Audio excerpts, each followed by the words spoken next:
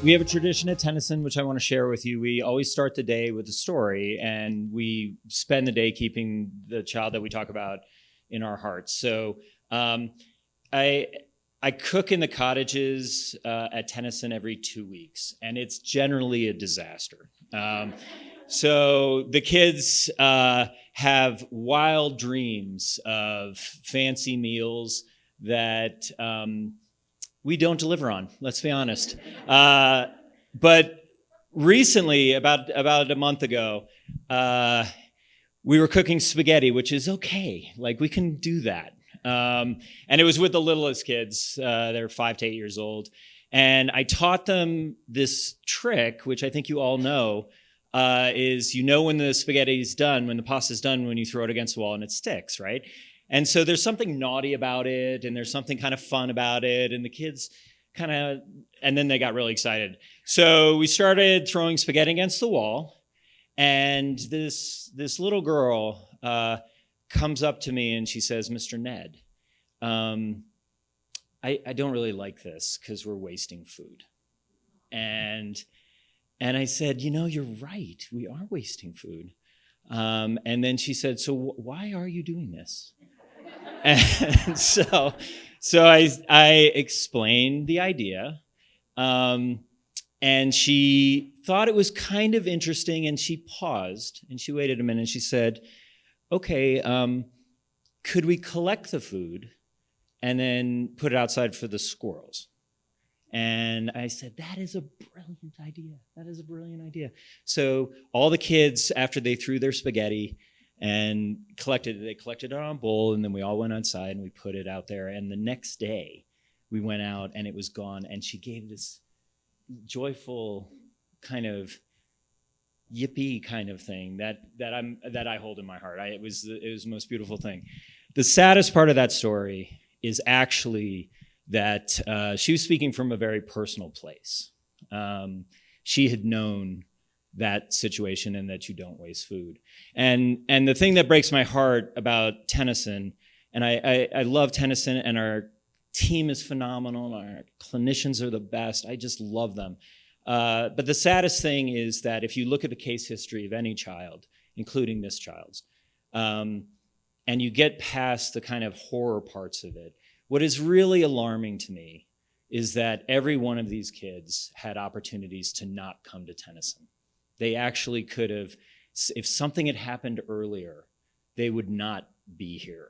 And I am so honored to be with this group. I really appreciate your words, Michelle, because this is not about Tennyson. This is something, Every Kid Forever is kind of this umbrella concept, and we're not sure if we've got the wording right or anything like that, but it kind of ties into everything that everyone in this room has been doing for so long, and that is creating a world where no child or family falls through the cracks, creating a world where their beauty and their strength and their resilience and their courage is amplified and unleashed, and creating a Colorado where everyone's well-being is taken care of so that this sweet girl doesn't have to come to Tennyson. We don't want her to come to Tennyson. And if she does, we'll do the best we can because we have the greatest team, but we want to stop this. I'd like to call up Michelle Barnes, and I think I've lost track of where you are. There you are. So Michelle, as you know, is the executive director of CDHS, and we were really blessed to have her come visit us at Tennyson about 10 days ago, and really inspired by your work and your vision. And I just want to give you some time to talk to everyone. Great. Thanks, Ned. I'm inspired by your work. I had an excellent opportunity to tour the Tennyson Center and hear the vision that you have for moving services to meet kids where they are and further embrace prevention services. I walked away very inspired, and I had an opportunity to talk to Governor Polis before he got on the plane for India. I'm sure he'd rather be here than probably a 15-hour plane flight to get to India, but and talk to him about some of the innovative work that's happening in our state regarding Family First. I do want to let you know that Colorado is embracing Families First. And I know there's been a lot of discussion about it, a lot of concerns, a lot of dialogue. It's been going on for a long time, but we are embracing Families First. And the reason why is just makes sense. It's smart. It's the right thing to do for kids. It's focused on prevention. And in the example of what we're here to learn about today, it can be really innovative. I mean, innovation will come from change, and I'm really excited about that opportunity. One of the things that I think we all get tripped up on, and myself too, because I was in a trails call this morning talking about all the technical things we need to do to implement Families First, but don't lose sight of what this is. It's not just about a different funding stream coming from the federal government. It's not about an IT upgrade. It's not about changing one program for another. It's a fundamental shift in how we look at child welfare in our state and across the country. Don't get caught up in the details. This is going to be messy. We're going to disagree. We're going to have mistakes. We're going to stumble. I'm sure I'm going to be up apologizing at some point for something we did. But that's not the point. The point is we're fundamentally embracing shifting how we look at child welfare in the state of Colorado. And that's exciting. I also want to mention that Family First is not the only program that the Polis administration is embracing in terms of prevention. He mentioned briefly about health insurance. We're doing a lot more on early childhood education. And while that you may say, well, that doesn't pertain to me, it does, because it's a shift in the administration to move to preventative services as opposed to crisis all the time. And I don't know about you, but I'm guessing most of you will work some this weekend on a crisis. And it would be really great if 5 years from now, we all said we had our weekend off because we invested in prevention, not just crisis services. I also really appreciate Ned and his philosophy that what we're doing here, Every Child Forever, rewiring, is not about Tennyson Center. I actually think it is a little bit, but props to you. But I also like that it's a catalyst, it's a movement, it's a shift, and I really think everybody involved in it is leading the charge. When you're trying to do change, you need some people out there that are frontline, running into the fire, saying we are going to do this and we're going to make a difference. And that's what this initiative is, and I love it.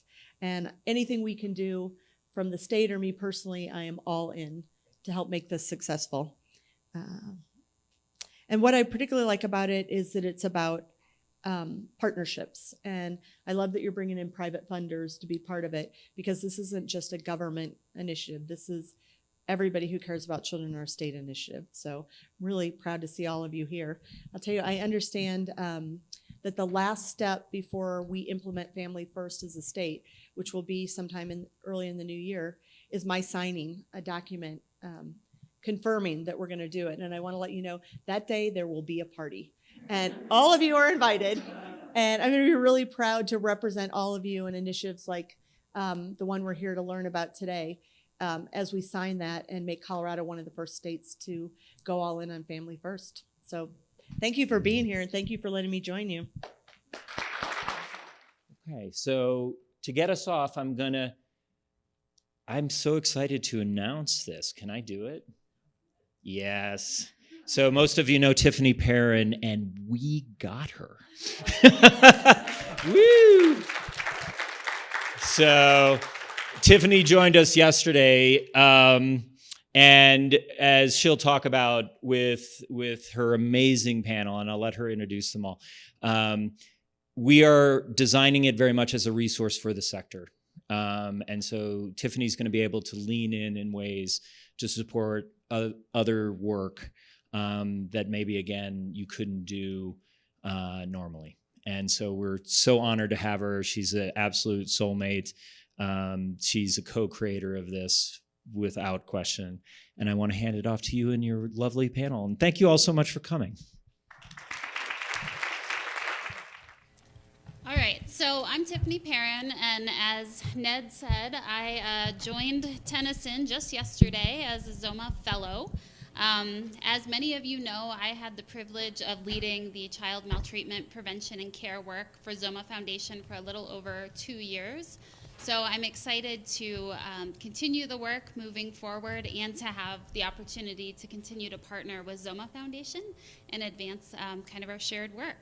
I'm also really, really excited about the topic at hand in this conversation. There's so much energy right now around Family First, so much opportunity across the country. And I've been really fortunate to be involved with a lot of the great innovation and opportunities that we're seeing moving forward here in Colorado. So I really see this panel as sort of the intersection of those two things, of opportunity and innovation, and of policy and implementation, which you all know I geek out on. We also have the perfect panelists joining us today who braved bad weather and flight delays to get here, no less, so that's really exciting. I spent about 8 years in DC working on federal child welfare policy, and I can tell you that Becky, Shipp, and Geen are truly living legends. They are incredible. They're kind of celebrities to me. You could bring Beyonce in here, I don't care. You can bring Brad Pitt, whatever. But these guys, this is a big deal. So Becky Shipp is the vice president at the Sheridan Group, a policy consulting firm in DC. But many of you probably know that she spent many years on the Hill with Senate Finance and others. Geen is the director of policy reform and advocacy at Annie E. Casey Foundation, but he's held a number of positions over the years, an incredible array of organizations like the Urban Institute and Child Trends and all that.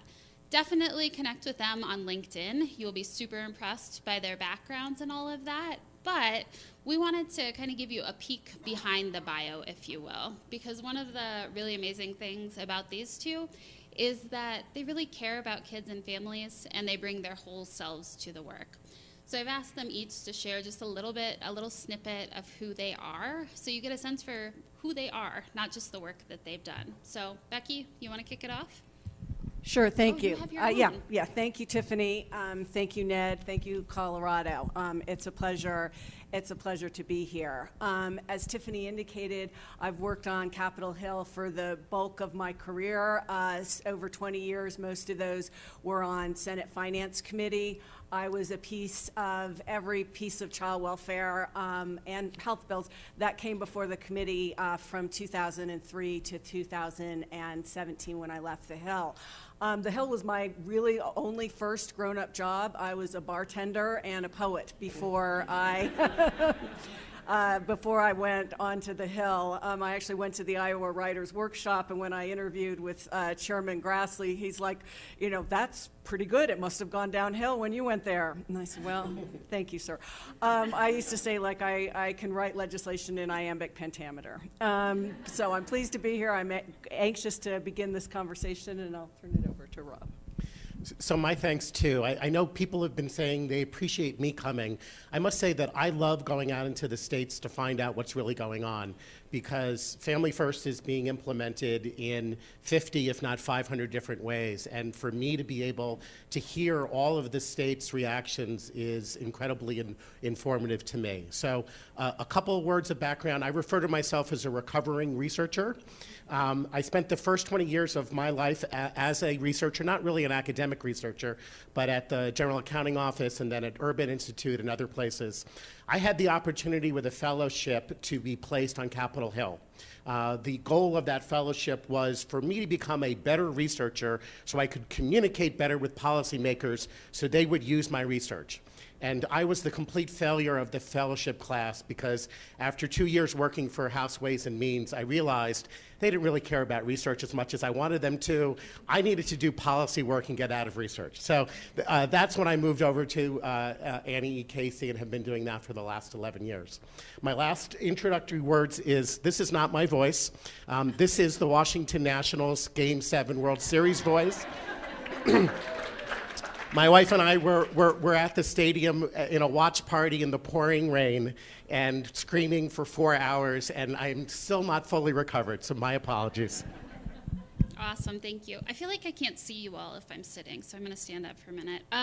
Before we jump in, just a quick word about format. So the three of us have had the opportunity to have a number of conversations over the years, which I am profoundly grateful for, and get to talk often, so we definitely don't want it to just be the three of us talking.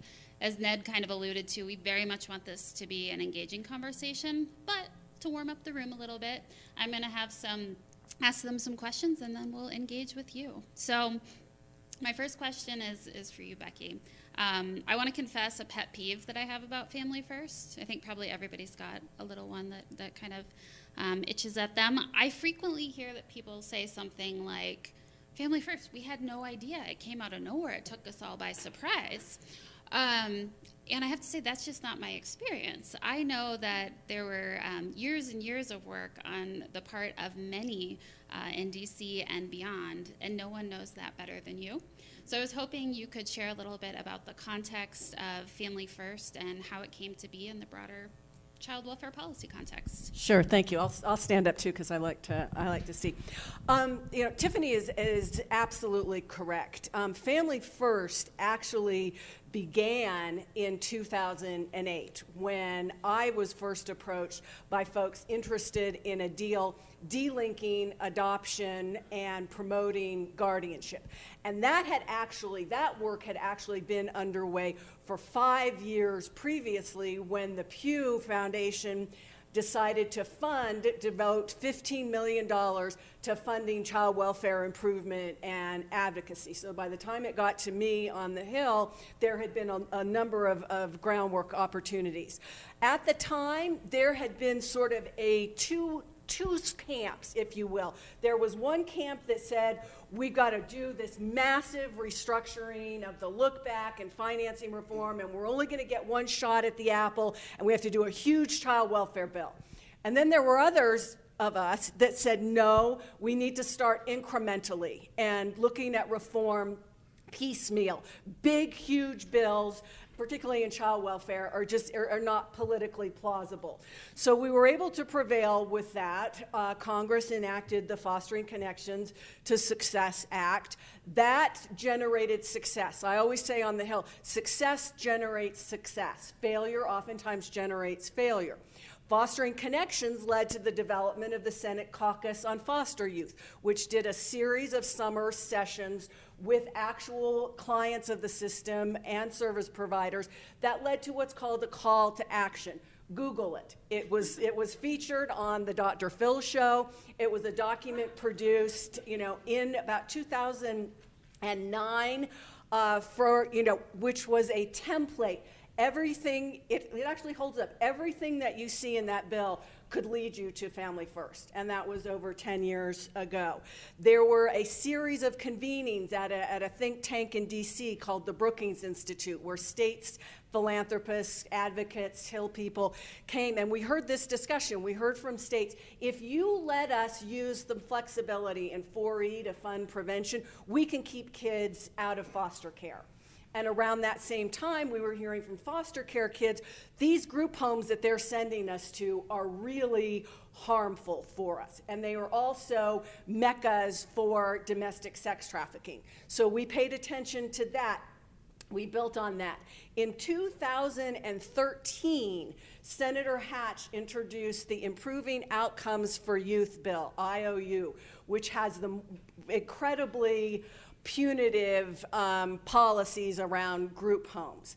When Senator Hatch became chairman of the Finance Committee in 2014, myself and my counterpart on the committee, Laura Bernson, who worked for Senator Wyden, began talking about what would come together to be family first. I can say this now because I'm off the Hill. The requirements, the group home requirements in IOU were improved by the collaboration between the Wyden and the Grassley staff. We were better for that partnership. And it really was the partnership between Laura and myself that drove that. I am so pleased and honored to hear the wonderful, kind words about Family First, and it really warms my soul. But there was the winter of 2014. It was pretty much just Laura and me calling each other and why can't we get this going? Why can't we get this going? The bill was introduced. It was tried to get passed and then eventually did get passed. So what I hope to have a little bit of context. This didn't just come out of thin air. It took a long time. But I want to emphasize, and I'll wind this down, it was just a part of what I hope will be a continued trajectory. Fostering connections didn't solve it. The improving, the domestic sex trafficking bill that dealt with foster youth and normalcy didn't solve it. Family First didn't solve everything. There was a lot of really good stuff that got left on the cutting room floor. During that brutal winter when we were trying to move it forward, a bunch of folks would come to us, and this was even a more ambitious draft, and they'd say, well, it doesn't do everything, it's not that great, but we have to pass it anyway. And I'd be like, guys, you got to work on your selling. You got to work on, this is no elevator pitch here for people. But you know what? They were right. It was an important first step, but it was just an important first step. There needs to be sustained advocacy, there needs to be sustained philanthropy, and there needs to be a better pathway between the states and the federal government. But happy to continue to talk on that. Just wanted to give some context on where we got here. I have so many questions I want to follow up on, but I promised that I wouldn't do that, and we'll save that for kind of the discussion. But I do think it ties into a number of conversations that we're having here in Colorado about kind of the policy life cycle, and that it's never going to be that, oh, Family First just fixed everything. Once we get that implemented, turn the switch, things are fine, because it's about the interplay of, legislation from other domains, how do we integrate Medicaid, all these sorts of things. You guys can ask questions on that in a moment. Rob, a question for you. We all know that coalitions and diverse stakeholders are really critical for moving change. We know that having researchers, community members, nonprofits, youth, families, and philanthropy engaged are really important for shaping comprehensive, responsive policy. We were hoping you could share a little bit about the Annie Casey Foundation, what their work is, and then what your work and the foundation's, how that's been reflected in Family First. Thank you, Tiffany. So I guess I'm also standing. So in our prep call, I realized that not everyone actually knows the Annie Casey story. They know the name, but they don't know where we came from. So let me indulge me for a few minutes to tell you the Annie story. So Annie Casey was a widow raising 4 kids in Seattle, Washington in the early 1900s. I'm going to make this short, I promise. Her eldest son, Jim, dropped out of school at the age of 11 to support the family because they were very much in poverty and needed the income that he could provide by delivering messages on his bicycle. To skip over many, many, many years of history, that business that was a messenger service is now UPS, United Parcel Service. He decided to give his fortune to helping kids, reflecting on his lessons from his childhood, which was that he had many opportunities to what he would say go off the straight and narrow. And the one thing that kept him on the right path was the love of his mother, Annie. And so when he created his foundation, he wanted to support children who did not have families. So like many philanthropies, the initial investments were programs, after-school programs, summer camps for kids in foster care, focused primarily on children in the foster care system. After a number of years, he realized that putting money on programs wasn't actually changing the systems themselves that influence the delivery of services. So he decided to invest in system reform. So while most people think of foundations as check writers, and we do some of that, at AnyCasey, our child welfare work is very little about actually writing checks. We created something which is akin to the McKinsey consulting model for child welfare. So let me tell you how that works. We get calls from jurisdictions, usually a state, sometimes a county. Usually one of three things have happened. There's been a leadership change. Most likely a child welfare leader has changed, sometimes a governor. The second thing is that there's been a child death, and on the front page of the newspaper, people are calling for reform. Or the third, there's been a lawsuit, and people are responding to the lawsuit. And as probably everyone in the room knows, those three things sometimes happen together. And so we'll get a call from a governor, from a child welfare director, occasionally from a legislature saying, can you come in and help us with A, B, or C? We need help. And our response is always the same. We're happy to come help you with A, B, or C, but it may actually be D, E, and F that's causing A, B, and C in the first place.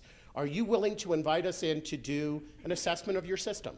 And if they are, we will come in and spend 3 months in the state with a team of people. We collect all of their administrative data. We create a longitudinal data set so we can talk to them about the outcomes that they're experiencing. We interview everyone in the agency, providers, young people in care, foster parents, birth parents.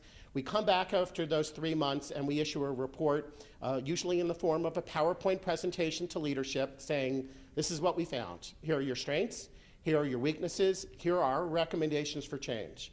If you want to make change, we will provide as much technical assistance as you need to make it happen. We don't actually write checks. We used to do that. We used to just write a check to a jurisdiction and let them hire whoever they wanted. And what happened was when the money was gone, so did the reforms. So we put in, assuming that they agree, we put in a team, an engagement team of anywhere from 4 to 8 people who stay in the state from 2 to 4 years and are in this agency, about 50% of their time. The model is sort of, this is shorthand, but it's sort of we do it for them, we do it with them, and then we watch while they do it, and then we exit, so that they have the capacity. And in many of the jurisdictions, most of the jurisdictions, a lot of the work has focused on reducing the number of kids in residential settings. And why is that the case? Because that's where the money has been. And a lot of people want to shift resources to the front end, but they're not necessarily willing to invest a whole lot of resources. So in almost all of our jurisdictions, we have focused on reducing unnecessary group homes. Now, I will say, Casey got the reputation, probably very well earned, as being the folks who were anti-group care, who wanted to shut down group care. And we did a very poor job messaging to the fact that we believe that children need families. It's not being anti-group care, it is being pro-family, and that residential treatment is an essential component of the system, but it needs to be short-term and meet the needs of kids. So a lot of that experience we put into Family First. I was fortunately sort of a communicator to Hill staff and others, but it was the work that we did in 13 jurisdictions that focused on group care reform that I could say this work has actually been done. A few things that we did. Well, we brought together private providers, and we created something called the Provider Exchange, where there were large residential providers who had changed their business model. And we said, you should be the voice of this change. One of those programs was Children's Village, and Jeremy helped us talk to other providers throughout the country saying, this is possible, Family First makes sense. We published a consensus statement that was put together by international child development experts talking about the importance of family for child well-being. And we actually put out our own financing proposal at a point in time where the debate was, all right, let's just block grant everything because I'll give you the flexibility and you can spend all the money on prevention. Or on the other side, let's just open up this entitlement to do a whole bunch of things that the entitlement isn't paying for. And we sort of said, is there a way to use federal incentives to change the entitlement and say, we're paying for things that may not be best practice. Can we stop doing that and use that money for what is best practice? And I think there was a little bit of that proposal that changed sort of the discussion for Family First. Awesome, thank you. I think when the word entitlement gets thrown out, that's when I get really excited, because we're getting into the weeds, baby. All right, at this point, hopefully you guys have enough sense of kind of Becky and Rob's background and what they can speak to, but we'd love to hear your thoughts and get kind of your questions. Often in these kinds of things, like, does anyone have a question? And then people raise their hand and just make statements. That's okay too. So if you want to share reflections and not even bother with a question, that's totally fine. So I will move around the room. Somebody give me somewhere to go to. I'll come to you. Should I do that? No? Any questions? Tom. Yeah, so my name is Tom Fry. I work on the funding side, so the private capital, the philanthropy. And so my question's for Rob. Rob, as Families First is coming online and being implemented, what's the role of philanthropy? You know, how can our capital be best used in this process? Yeah, and I think there are probably, let me stand up. I think there are probably a number of ways, and let me acknowledge my colleagues at Casey Family Programs who are investing a lot of resources right now in helping states have the information they need to put their plans together, and they're working across all 50 states. It is, let me tell you one opportunity that I see in particular that I would love to see additional attention. Family First has lots of provisions, there are lots of incentives, it's all great. I want to come back to something that Becky said. This is a change in the way we think about child welfare. The narrative for child welfare for too many years has been, the system is broken, let's put more money into it. It's not a very good sales job. We are now at a point where we can say, the system needs improvement, we have evidence to suggest we know what to do, let's make an investment. And the philanthropic investment in this new narrative, in this new way of describing child welfare, is essential at this very moment. So that's one thing. The second thing is, I don't believe Family First will be successful if this is a child welfare-driven effort. This is going to involve multiple agencies, multiple communities, the voice of young people, the voice of those affected. That collaborative process is really hard for government. Philanthropy is good at forcing people out of their silos and to talk to each other in different ways. And I think that is a recipe that is an absolute necessity for Family First to be successful. I could probably go on and on and on, but Becky might have some other thoughts on this too. Yes, thank you. And thank you, Tom, for the question. One of the things that needs to happen moving forward is there needs to be continued advocacy. As I indicated, a lot was left on the cutting room floor when Family First was being, enacted. Stuff that was in, stuff that was in the Wyden bill. But also, Ned talked very compellingly about the need to kind of go upstream for prevention. Right now, and it's a long story, I don't want to get totally in the weeds, but there's this entity in DC called the Congressional Budget Office, and they provide analysis of legislation and basically give you a green or a red light. Just a personal indulgence, a little story. I was up on the Hill one time with my nephews and their cousins, and they said, point out really important people. And I looked over, and there was this guy in a raincoat with a big old briefcase, and he was going through security. I'm like, that's the most important person in Washington, D.C. It was the director of the Congressional Budget Office. So because of the constraints around the budget and how CBO views things, there had to be provisions sort of putting guardrails around how these prevention services could be used. You had to be a candidate of an imminent risk. And what that means, we didn't want to do that, because what that means is there has to have been some abuse or neglect to be in that point. And it's like what Ned said, you have to kind of get sicker in order to have this tripwire take place. What we really need to do is think about upstream prevention before this happens. In another capacity, I went out and I viewed something that was just so amazing to me. It was this little place where they had a yoga studio. And moms would come and they would do yoga, and there would be a little daycare center so that people could put eyes on the kids. There would be some food pantry stuff. You could sign up for WIC there, but you were just going to yoga. That was sort of upstream prevention, because these moms who were isolated by poverty were able to do what generally all of us do when we've got trouble with our kids. We talk to somebody at church, or we talk to somebody in a gym class, or we call our sisters. Part of what needs to happen is this upfront prevention needs to start, and that's just not going to come out organically. There needs to be advocacy to shine a light on that, to shine a light on additional kinship provisions, and that's not going to happen without philanthropy to help move that forward. Let me just pick up on that last point from Becky around advocacy, because I think she's 100% correct about that. The wrong way to implement Family First from a state perspective is to say, how do we comply with the requirements of the law? And Amen. And unfortunately, government is really good at complying or trying to comply.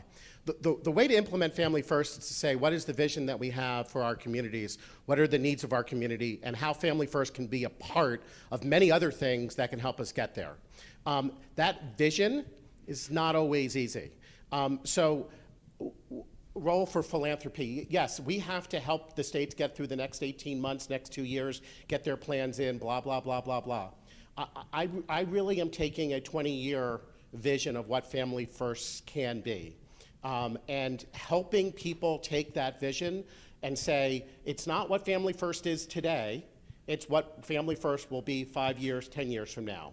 And we're already seeing change. This is what makes me optimistic, and Becky, you know this much better than I, and you can disagree with me, but Hill staffers put a bill together, and then they moved on to their next bill because their boss's priorities change. What makes me so optimistic is that the four corners, the people who really are responsible for passing the Family First Act, are now working on implementation. They haven't turned on to the next big thing. They are spending a lot of time holding the department's feet to the fire and thinking about what's next. So next week, there will be the introduction of the Family First Transition Act, which the federal government has listened to the states and said, all right, you're having some challenges implementation.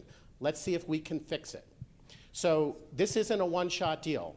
And the one bite at the apple, boy, do we get frustrated when we hear that, and let the perfect be the enemy of the good. This momentum, having a positive shift in child welfare, is increasing the likelihood that there will be more child welfare legislation rather than saying, this is it, we're done, go out and do it. So that's where I see things moving. Awesome. All right, so Dan said that Mimi had a question, which is a weird way to tee up a question, but let's see what happens here. Thank you. Yeah. Hi. So you touched on it a little bit, but a two-part question. What do you see are the greatest opportunities with FFPSA, and what are the biggest challenges in how states are kind of trying to operationalize this act so we can either experience the pitfalls and recover from them, or not experience them at all? Well, I think they're actually the same thing. The challenge, the opportunity with Family First is that can be a springboard for these other issues. Rob is absolutely right in terms of sort of the Hill mentality. You did that, and getting Family First was a big, long, painful, exhausting process. And in my capacity in the Sheridan group, I was working on another issue, and I would go up after Family First and I would talk about these things, and the initial reaction was, no, been there, done that, got the t-shirt, we're done. And we were able to, through sustained advocacy, sort of say, no, you have to stick with this. So the challenge is not just doing a one and done and we've solved everything. I look at an example that you all may know very well of where that happened was in welfare reform, the temporary assistance for needy families. One of the problems with TANF is that everybody thinks we solved welfare reform. You know, we did TANF. That's not what happened, because what happened was you did this block, but Congress did a block grant, and everybody thought that welfare was reformed, and nobody went back to it again. And so, like, right now, you've got, you know, people not working their way out of poverty. You've got, you know, states not wanting to increase their roles. You've got sort of these welfare to work scenarios that had been active in the 90s drying up. My point is that, you know, legislation and effort needs to be constantly revisited. So the challenge is that the concern is that folks won't recognize that opportunity, you know, that stasis will emerge, that there won't be this onward momentum to doing, you know, what's sometimes Family First 2.0, Family First 3.0. As Rob said, thinking about this as a 20-year opportunity. The code has been cracked. You know, the entitlement has been reformed. And that really was what Family First did. It was entitlement reform. It was saying, we don't think that federal resources should be directed to group homes because those produce negative outcomes. We're going to take some of those resources and we're going to direct it to what we do think is going to produce positive outcomes, and that's front-end prevention. That's great, but it's not done yet. I don't have a lot to add to that. I can actually do the negatives, the challenges, which we don't really want to acknowledge. But one more opportunity, and I like to say that this gives us a new opportunity to have old conversations. There are issues that we've been talking about for 20 years, but we need to continue talking about them. What the heck does reasonable efforts means? How are we actually living up to our reasonable efforts sentiments? And here's a challenge. In many states, and I don't know if this is true in Colorado, the judicial branch hasn't been heavily involved in the planning for Family First.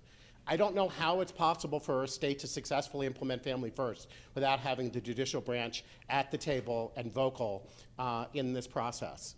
So I think there is that challenge of bringing together all the right folks, including, again, I'll say the voice of young people and the voice of those affected by the efforts. Obviously, the biggest challenge right now is inertia and the delays in federal guidance that are making people very nervous. One thought that I have is states are going to need to be entrepreneurial.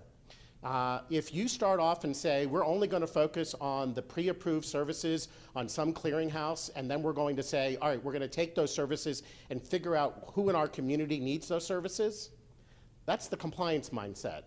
What do you need in your community, and how do we fight for the federal government to make it part of Family First? So I know of one state who's planning on submitting 53 different prevention programs in their prevention plan to HHS. Some of those are going to be denied. They're on the clearinghouse. They have evidence that they're successful. They're going to go through a Department of Appeals Board process to say, all right, we have evidence that these are successful. Why don't you approve them?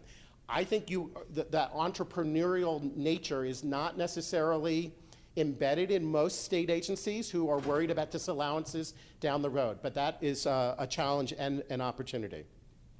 My challenge, my pet peeve / challenge is around the way we communicate about this act. So 3 specific ones. FFPSA, how many people have heard that? It takes the words Family First out of it. And so many people are throwing in an abbreviation when Congress did an actually good job of naming the law of putting family first. We're losing this sentiment that what this bill is about putting family first. So that's the first one. The second is how many people have talked about the extraordinary group home requirements, how difficult, what a high standard it is.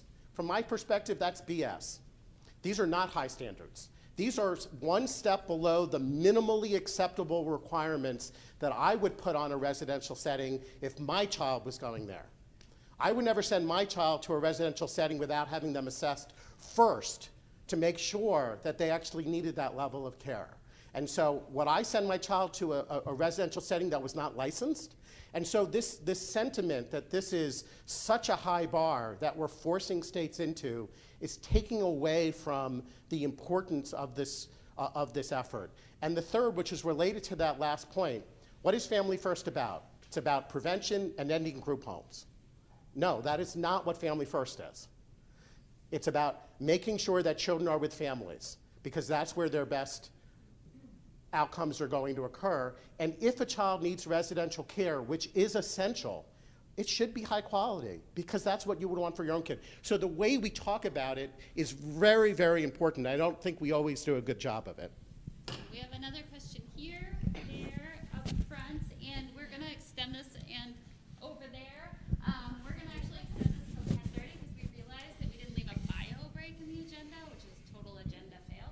So that breakout's going to become a bio break. So we have till 10:30, but I'm going to encourage the panelists to create space for lots of questions.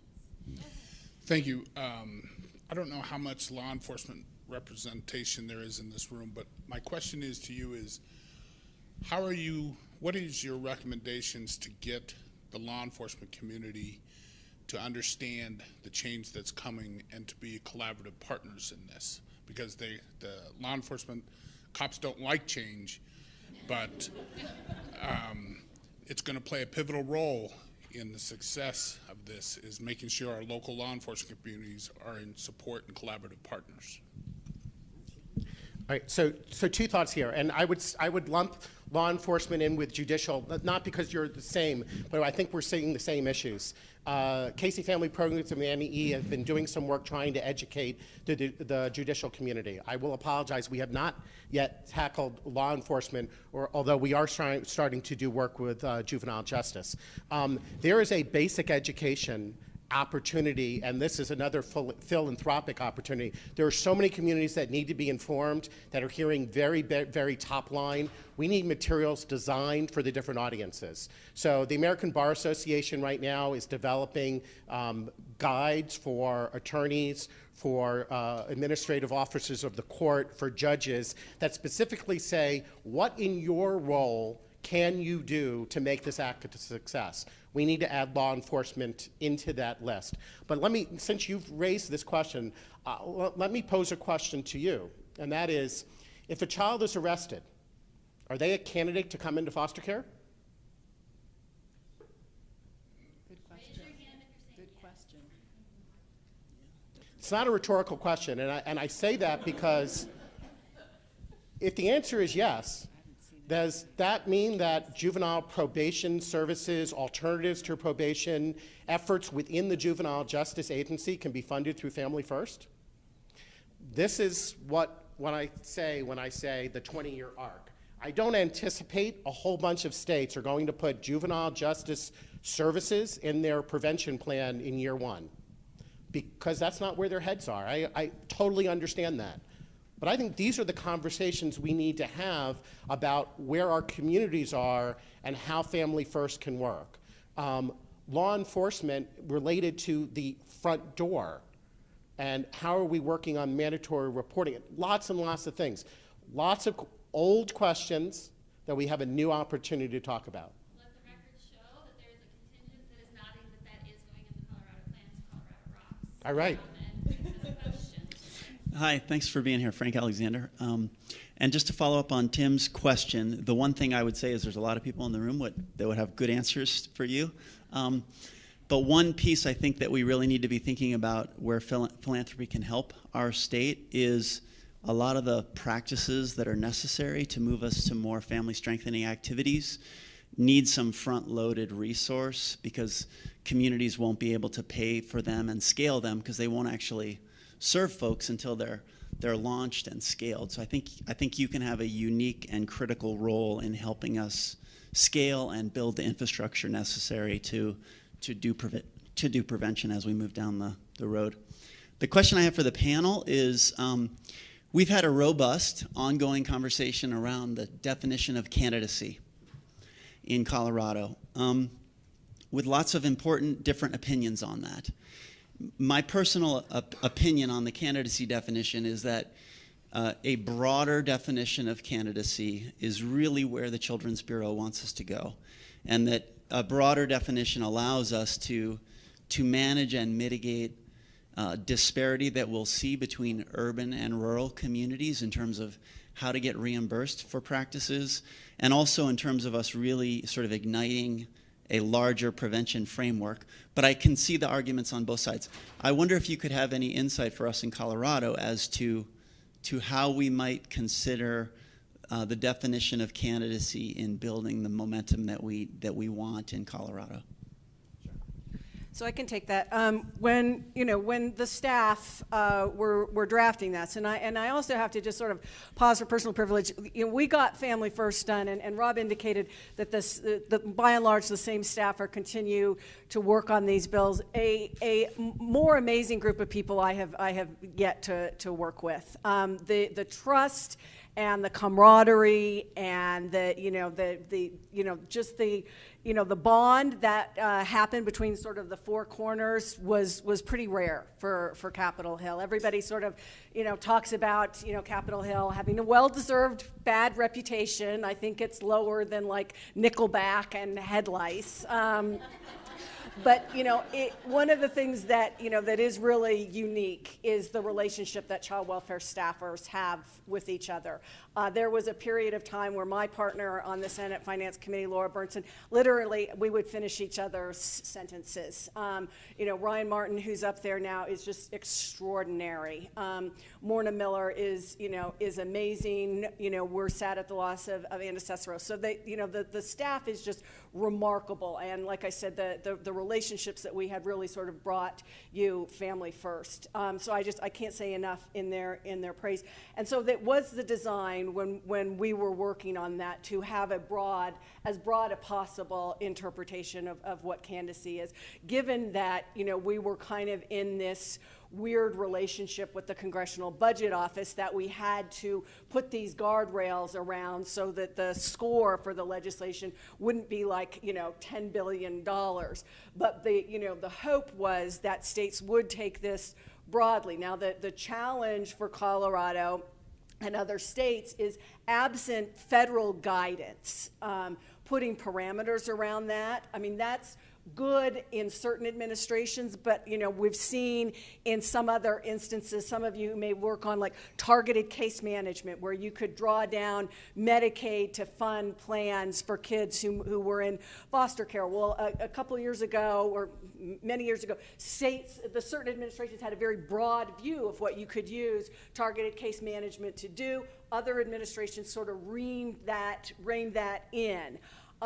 When there is ambiguity relative to regs, that means that certain administrations can have a more generous view of it, but other administrations can have a less generous view, which again sort of speaks to the idea of, do we need a better definition for candidacy? Do we need to think about this as we move forward with Family First? To Rob's point, it's not just, let's comply with the regulations and try to think in 2 years. What do we really need to think about in the next 20 years? I don't know. When I hear absent federal guidance, I hear advocacy opportunity and local leadership. So, sorry, go ahead. And the federal government has been clear. They're not going to provide any more guidance on candidacy. So they're leaving it up to the states, which, from my former research hat, I look at this as 50 laboratories that are going to do a whole bunch of stuff. And again, for philanthropy, if we don't learn from this experience, shame on us. This is an incredible knowledge opportunity for us to learn from. With the two biggest decisions states have to make is, how are you defining candidacy, and what the heck are in-home parent supports? Mental health, substance abuse, fairly well understood. And the candidacy question is going to come down community by community, and there are potential unintended consequences that I think you just have to weigh with the opportunity. Are we just trying to maximize federal dollars and make every child a candidacy so we can provide more services? One state has submitted a plan to this federal government, and I don't believe we've seen whether it's been approved or not. DC is approved? Yes. So I can actually say it out loud? Did they get their candidacy approved? Their plan has been approved. All right, so DC has defined candidacy, we can check on this, as any child who's born substance exposed. That makes me very nervous. In the District of Columbia, where the population of children in care is 96% African American already, I'm less worried about the racial implications of substance exposure as an avenue to get into the system. In other communities, I don't know. I don't know what the potential any consequences of making it so broad, but I think that's something to think about. My JJ question about whether you're arrested and my JJ folks, and we've got some at Casey, said, do we really want to label a child as a candidate for foster care just to get them services? I don't know the answer to that. I've talked to others who say, yeah, don't worry about that. It's not that big a deal. We're exaggerating it. That's not something to worry about. I think that's a community by community decision. But let me just throw one more thing at you, and that is, we're going to have to measure the success of these efforts. And we should learn our lesson from family preservation. Family preservation, the silver bullet to solve all child welfare ills. We're going to invest in intensive family preservation, and no child will have to go into foster care. And the research shows there was very little difference between the control group and the experimental group. And why was that the case? Because almost no kids in the control group actually went into foster care. We didn't trust our interventions to prevent foster care. If the child really needed foster care, we didn't do that. So if we all of a sudden say, this is to prevent kids from coming into care, and we cast a net, which are kids that are really not very likely to go into foster care, is this going to wind up being couched as, what a failure? I don't know. I don't know the answer to that, but I think those are the discussions that we need to have. So we have time for a couple more questions. We have one up here just to do a little translation in case it's not clear. Four Corners is bicameral, bipartisan. Oh, sorry. You mentioned the racial aspect. There was a show in the last couple of weeks, Samantha Bee, Full Frontal with Samantha Bee, comedy news show that did a segment on foster care and was really about the racial aspects of it, mostly in the East is what she talked about, but then ended with Families First, which was really fun to see.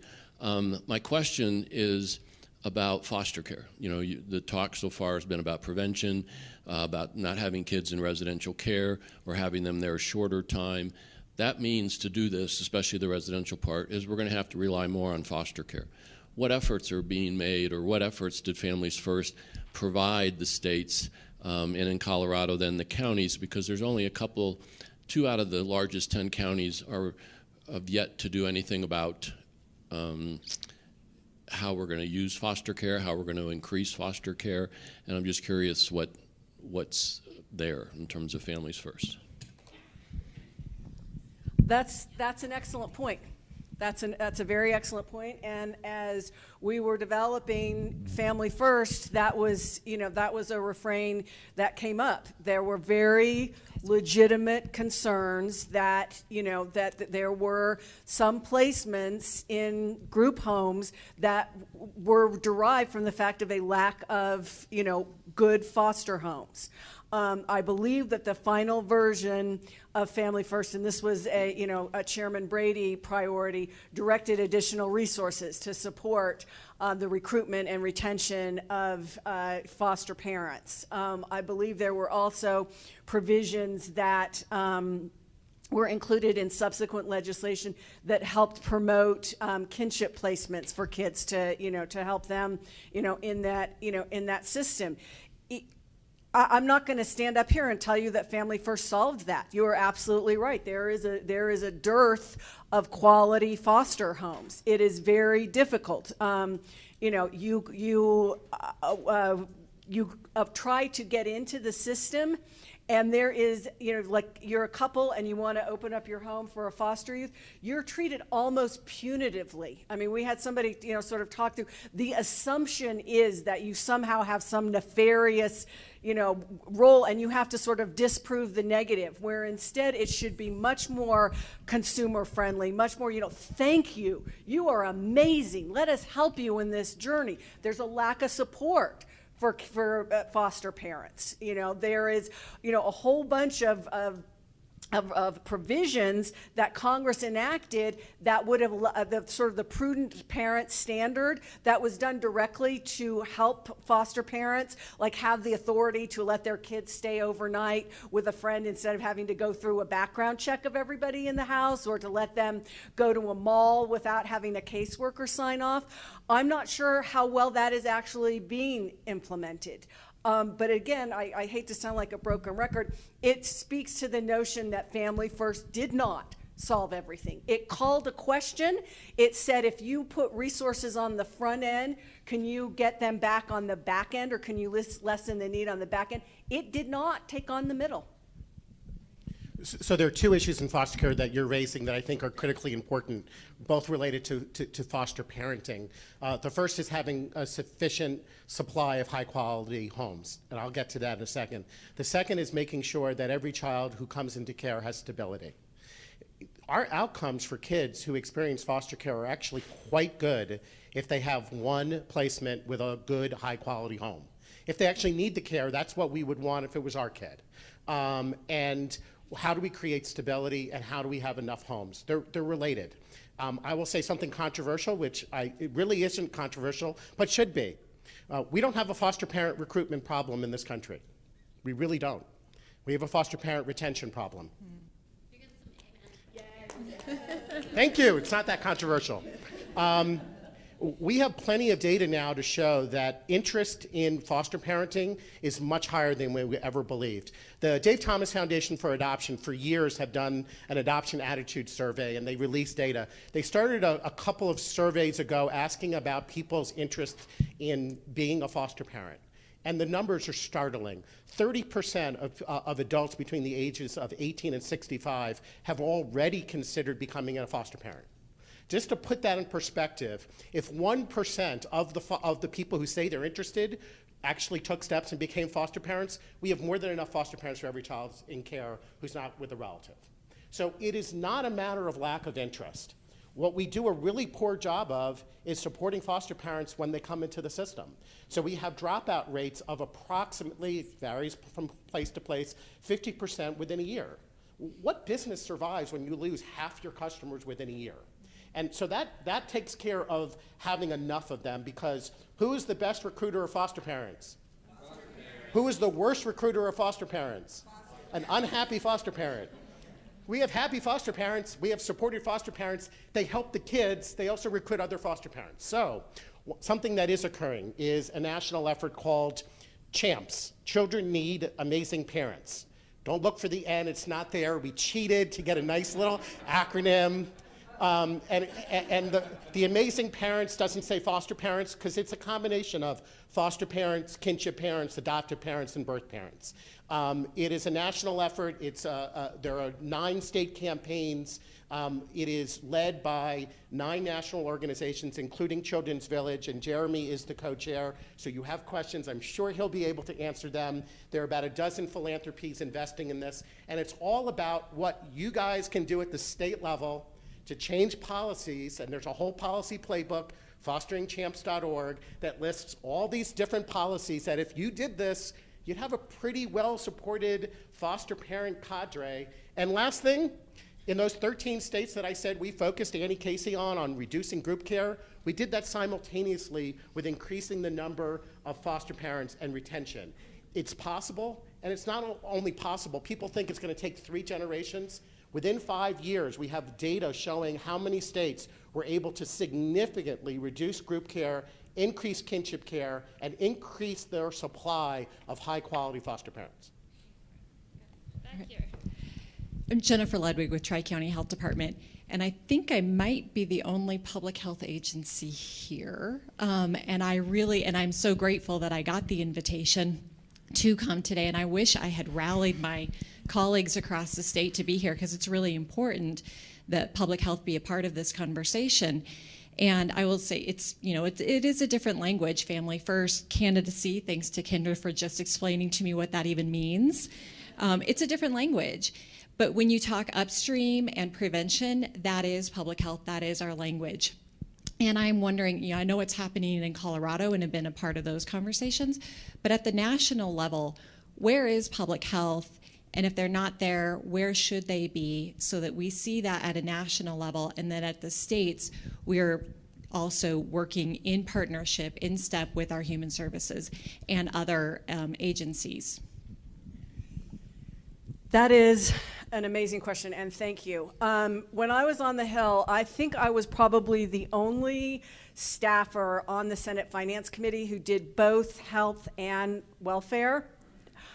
So, I did really deep dive in the Children's Health Insurance Program. I did a lot of work in Medicaid. I spoke Medicare conversationally, but when you have that Uber view, you see how connected these programs are to each other. You know, your Medicaid population is your child welfare population, and your upfront prevention services are that, and toxic stress from living in these situations affects health outcomes, and you see how the interplay is. But the problem is on Capitol Hill, and I tried to do this, is the two entities are completely siloed. And the child welfare folks don't speak Medicaid, they don't understand the programs, and Medicaid doesn't understand child welfare programs, and they certainly don't understand how the two work together. One of the things that we are hearing about implementation of Family First, and this is a glitch, but hopefully it will sort of create a pathway. One of the things we're hearing about implementation is some of these QRTPs are not eligible for the IMD exclusion, and there's a whole lot of confusion.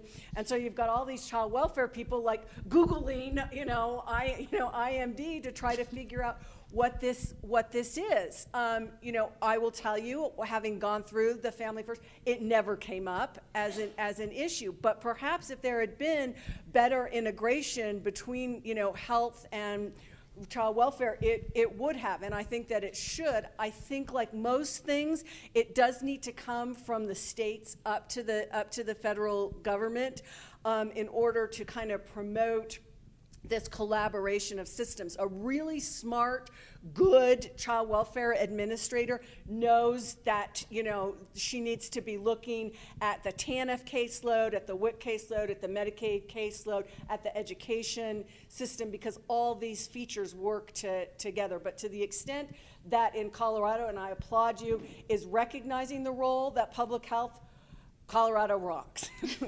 So I'm going to pick up on that point of things that move up from state and kind of go up, and ask kind of a concluding final question and do a solid to the next panel.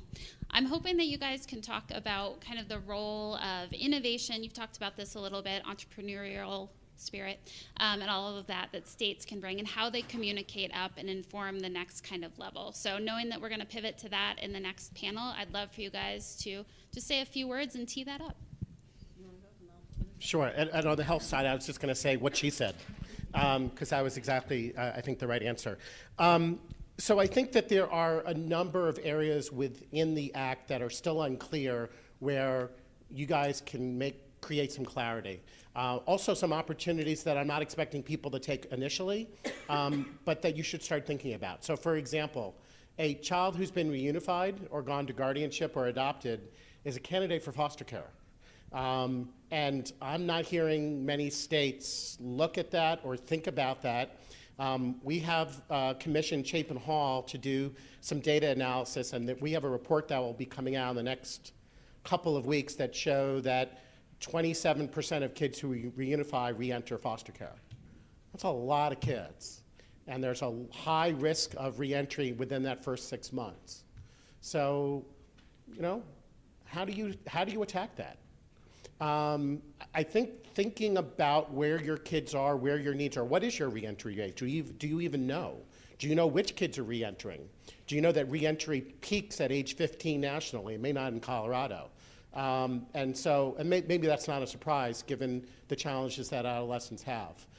Getting back to the racial disparities, we know that black kids are much more likely to re-enter. So how do we attack that?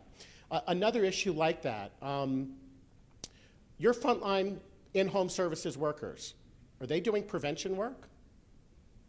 I think they are. If they're trained in evidence-based models, is a portion of an in-home services worker's salary eligible for reimbursement under Family First? That's the entrepreneurial, the innovation. Think about what you need to be successful. We are working on developing evidence-based case management models. Again, I don't suspect any state will either submit or successfully get approved an evidence-based provision in their prevention plan to cover half of their workforce. 5 years from now, I don't know. I think the workforce is doing prevention work. I don't see why we can't make the case and do the work to show that there's evidence that that's successful. So I've been off the Hill for 2 years now and done a lot of state-specific work. And I am amazed at what I didn't know when I was on the Hill. If I had known a fraction of what I've learned, in the 2 years off, I would have thought about things a lot differently. So there needs to be a better pipeline for conversation between what states are doing and what the federal government is doing, and that needs to go both ways. Folks need to understand kind of the constraints around federal policy to understand how to navigate that and advocate effectively for it. One of the things that, folks will say was like, why can't you just take, money from defense and fund all the human services thing? And if like I were king, queen, but there are rules around that. And so in order to be strategic and advance policies, successfully, there needs to be this two-way conversation between the states and the federal government, and also between what the federal government, the rules around that and everything, and what's going down to the states. I can't tell you how many times I was just on a call last week about some folks thinking that like TANF, there were some TANF rules that prevented them from doing stuff. I'm like, TANF is a block grant. You can do pretty much whatever. You can't build a football stadium, but absent that, so if you're getting pushback on that, it's not coming from the federal government, and being able to educate them in that way, they were able to go back and say, well, actually, this is not a federal requirement. So what can we do to do that? There needs to be a level of sophistication both ways on sort of where each other are and the way we can move forward together. Awesome. That was a heck of a transition for the next panel. Let's thank our panel.